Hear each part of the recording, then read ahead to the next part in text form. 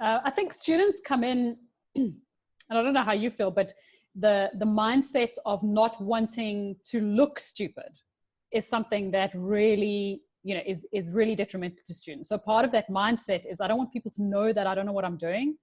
And the problem with that is that they're less likely to ask questions. They don't actually put themselves out there and go, hold on a minute, what are you talking about? Like, where does this come from? What are you doing? And then they sit in the background and they try and figure it out themselves, and they scratch it and they figure, and then the self-doubt creeps in and the confidence issues creep in, and they get locked into the cycle of not knowing what they're doing, and they're wasting time because they want to know what they're doing before they come to the lecturer and go, can you help me?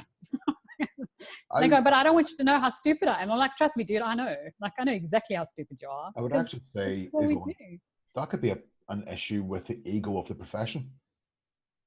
It's a good, does the profession like propagate that? Accountancy has got a certain ego about it. And I know with some of the firms, especially, you come in and you go, I can't show weakness here.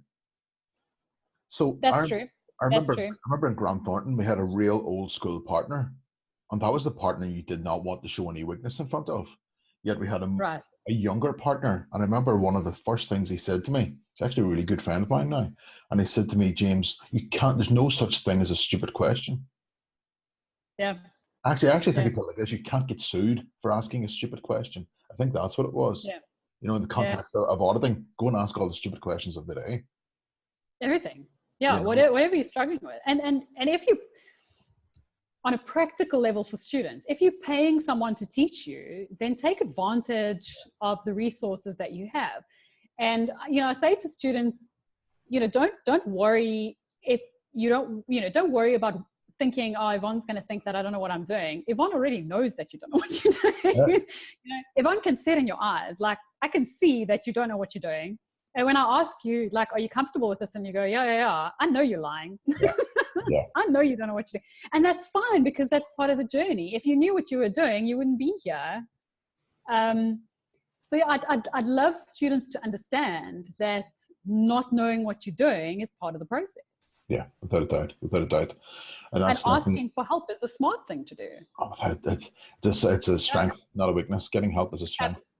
It's a good point you make. I wonder, like, I think I want to think about that more. Like, is the status and the image and the ego of the profession itself partly to blame? No doubt about it. People, not wanting. I don't want people to know that I don't know what I'm doing. Obviously, you don't want to portray that in front of a client. No, of course not. Of course that would be a bit of a bad idea.